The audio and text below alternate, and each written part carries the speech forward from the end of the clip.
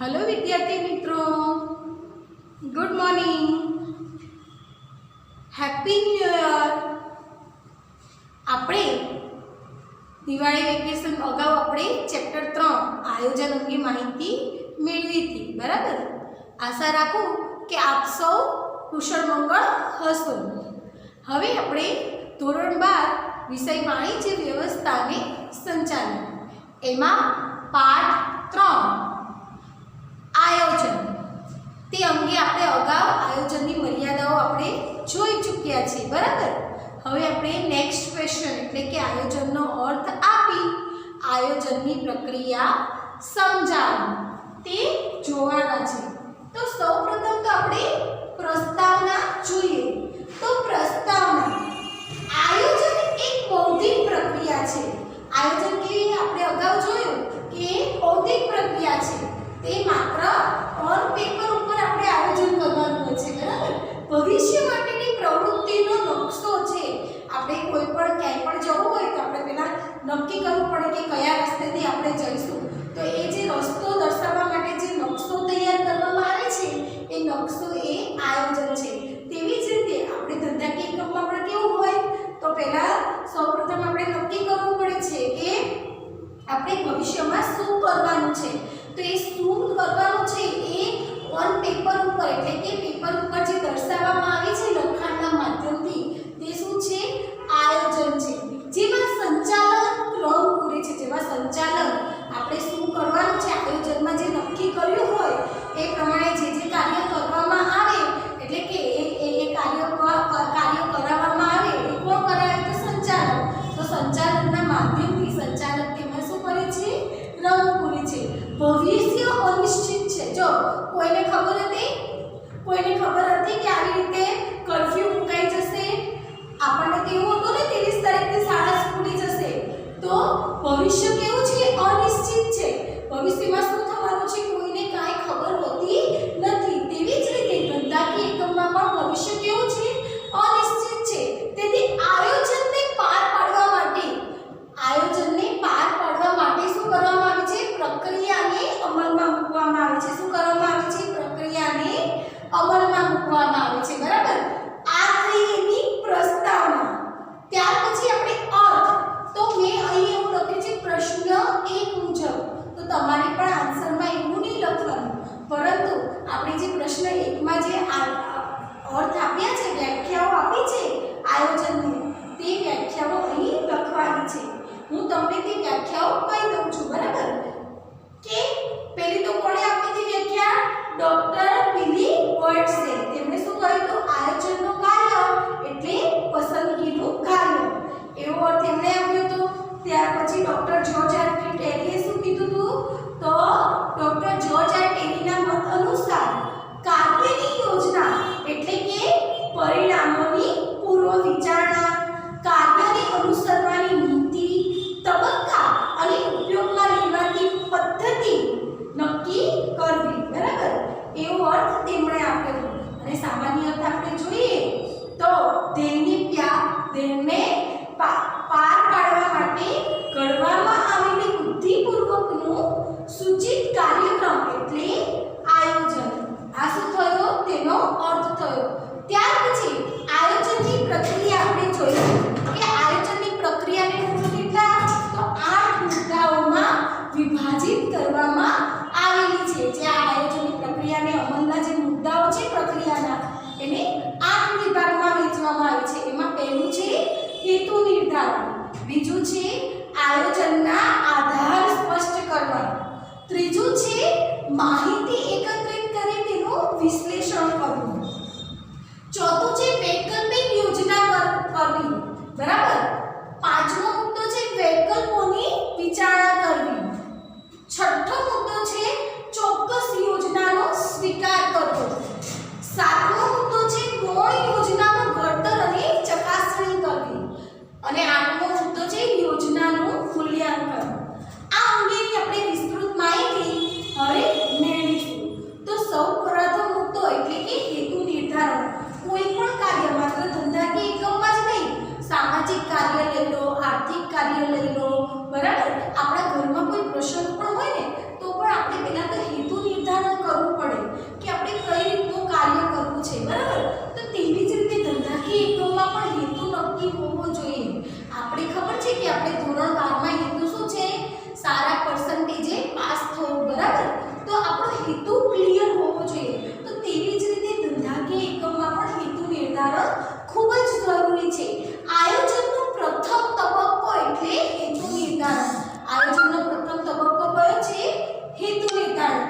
માટે જ કહેવાય કે હેતુઓની પસંદગી યોગ્ય રીતે થઈ હોય તો આયોજન સંચાલકોને ઉપયોગી નીવડે છે. જો હેતુઓની પસંદગી યોગ્ય રીતે ના થઈ હોય, આપણને ખબર છે કે આપણે 70% આવે છે, બરાબર, 70% આવે છે, આપણે 85% નો ગોલ રાખી શકીએ, પણ જો આપણે 95% નો આપણી કેપેસિટી કરતાં વધુ ગોલ રાખ્યો હોય તો શું થાય?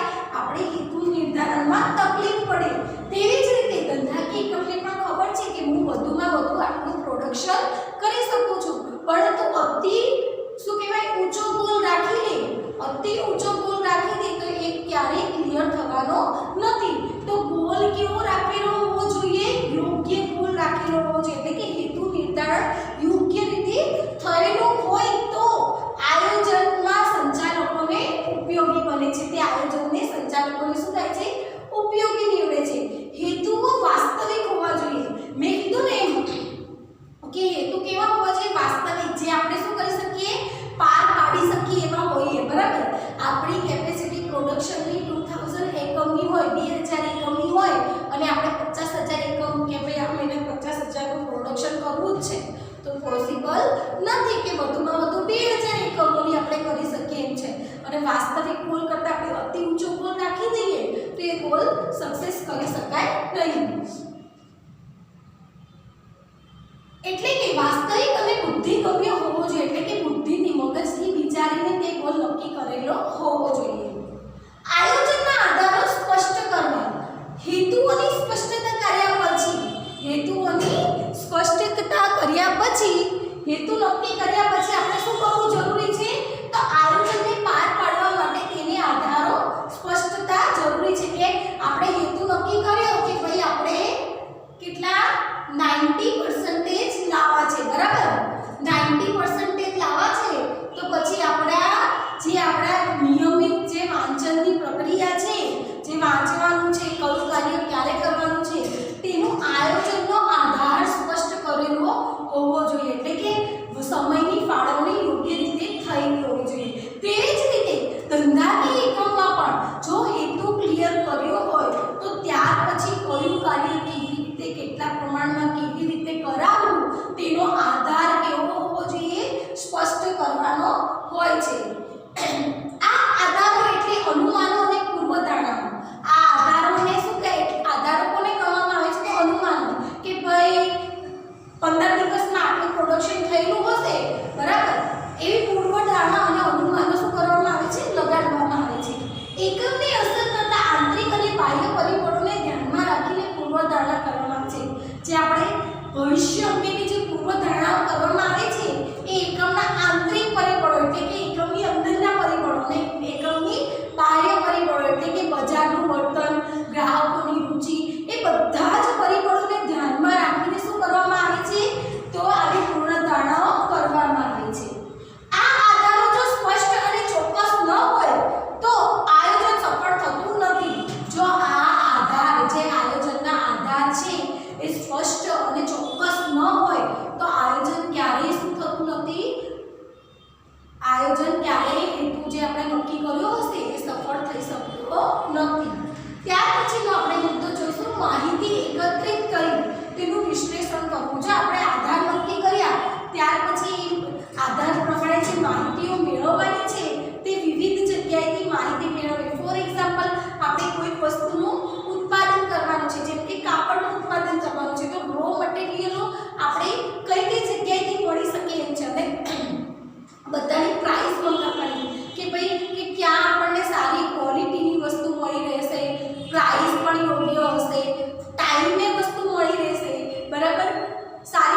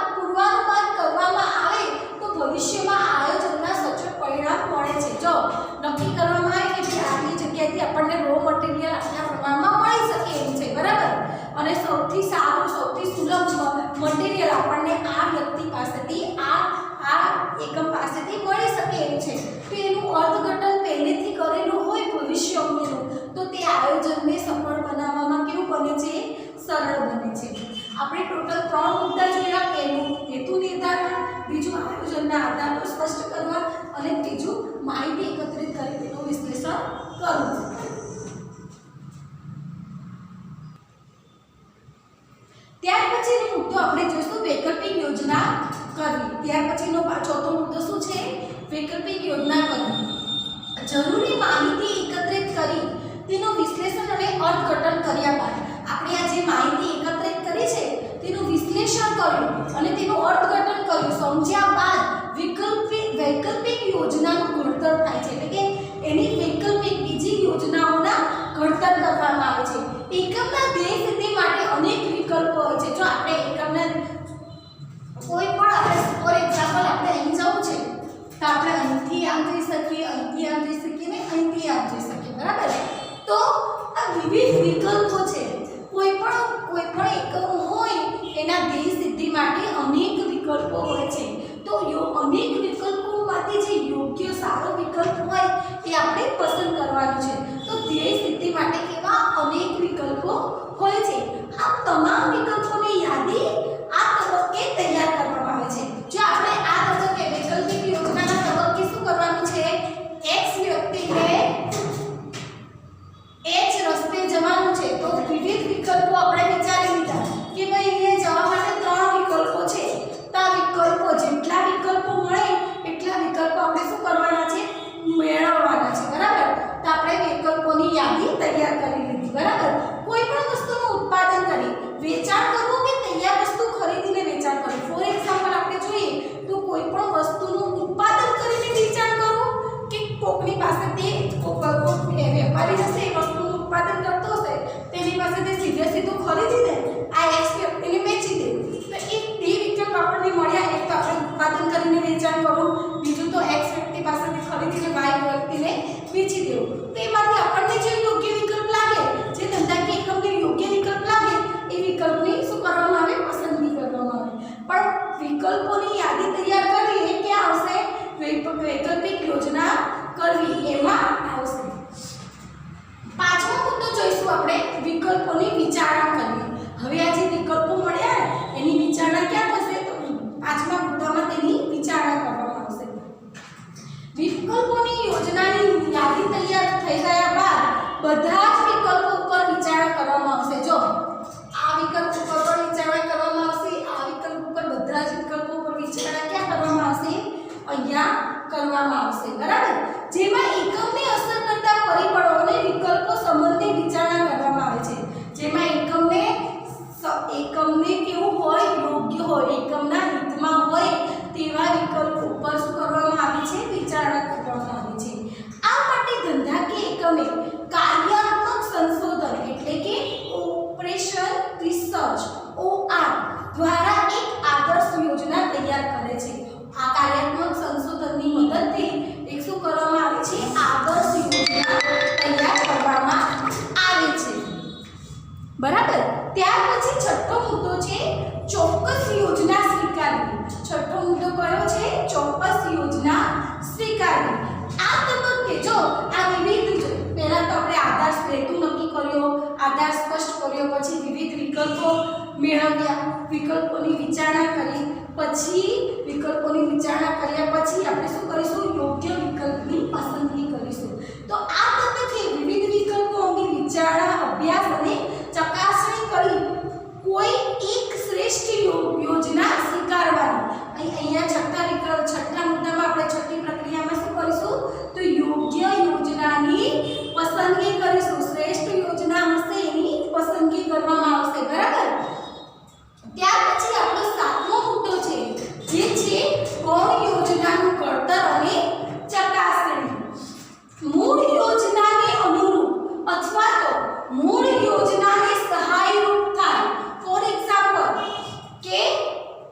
એક્ઝામ્પલ આપણે આગળ એક્ઝામ્પલ જોઈશું કે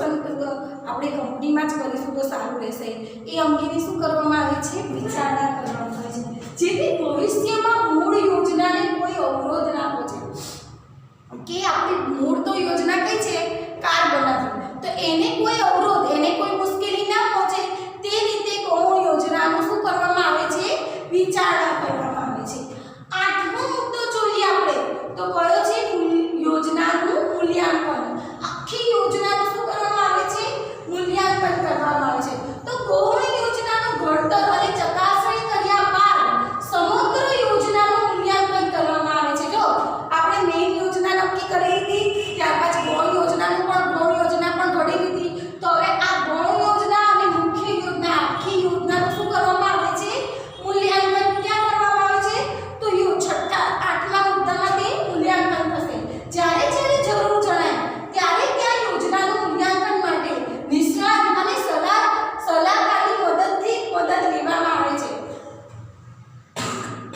એવું નથી કે વિકલ્પ પસંદ કરી લીધો કે ભાઈ યોજના નક્કી કરી દીધી એટલે પૂરું થઈ ગયું એવું લાગે કે ભાઈ હજી અહીંયા વિચારવાની જરૂર છે તો જ્યારે એવું લાગે કે અહીંયા વિચારવાની જરૂર છે ત્યાં નિષ્ણાત અને સલાહકારની શું કરવામાં આવે છે મદદ લેવામાં આવે છે જેથી સાચો અભિપ્રાય મળે અને યોગ્ય નિર્ણય લઈ શકાય જેથી શું કરી શકાય આપણને ધંધાકીય એકમ અંગેનો સાચો નિર્ણય મળી શકે અને યોગ્ય નિર્ણય લઈ શકાય યોજના એ સતત ચાલતી પ્રક્રિયા છે ભાઈ આ એકવાર યોજના કમ્પ્લીટ ચલો બધું થઈ ગયું એટલે પૂરું એવું નથી આ યોજના સતત ચાલતી પ્રક્રિયા છે જ્યાં એવું લાગે ચેન્જીસ કરવા જેવા છે ત્યાં ચેન્જીસ થતા જ રહે છે ત્યાં સલાહકારોની સલાહ લેવી જ પડે છે નિષ્ણાતોની મદદ લેતી જ રહેવી પડે છે બરાબર એટલે યોજના એક એવી સતત પ્રક્રિયા છે જ્યારે આપણે તબક્કાવાર આગળ વધીએ ત્યારે જુઓ અને આગળ વધો જ્યારે આપણે આ હેતુ નક્કી કર્યો આયોજનનો આધાર નક્કી કર્યો આ તબક્કાવાર વિવિધ પ્રક્રિયાઓ આપણે આગળ વધતા જઈએ જુઓ અને આગળ વધો એટલે કે પાછળ જોતા રહો અને આગળ વધતા રહો એ સિદ્ધાંત પ્રમાણે શું કરવામાં આવે છે આગળ વધવામાં આવે છે આ પ્રક્રિયા આયોજનની ગણવામાં આવે છે જેને ઇંગ્લિશમાં શું કહેવાય લુક એન્ડ લીવ દરેક તબક્કે મૂલ્યાંકન જરૂરી છે દરેક તબક્કે એવું નહીં કે હેતુ નક્કી કરી દીધું તો પૂરું થઈ ગયું દરેક તબક્કે મૂલ્યાંકન તો કરતું જ રહેવું પડે છે બરાબર એટલે કે દરેક તબક્કે મૂલ્યાંકન શું છે ખૂબ જ જરૂરી છે અહીં આની સાથે અહીંયા આ પ્રશ્નનો ઉત્તર પૂર્ણ થાય છે કે આયોજનનો અર્થ આપી તેના પ્રક્રિયાઓ સમજાવો બરાબર તો એમાં આપણે જોયું ટોટલ કેટલા મુદ્દા જોયા આયોજનની પ્રક્રિયાના 8 મુદ્દા જોઈ ગયા પહેલો મુદ્દો કયો હેતુ નિર્ધારણ બીજો આયોજનના આધાર સ્પષ્ટ કરવા બીજો માહિતી એકત્રિત કરી તેનું વિશ્લેષણ કરવું ચોથો મુદ્દો વૈકલ્પિક યોજના કરવી પાંચમો મુદ્દો વિકલ્પોની વિચારણા કરવી છઠ્ઠો મુદ્દો ચોક્કસ યોજના સ્વીકારવી સાતમો મુદ્દો ગૌણ યોજનાનું ઘડતર અને ચકાસણી અને આઠમો મુદ્દો યોજનાનું મૂલ્યાંકન તો તમારે તમારી નોટબુકમાં સુંદર અક્ષરે લખી દેવું અને સમજવું અસ્તુ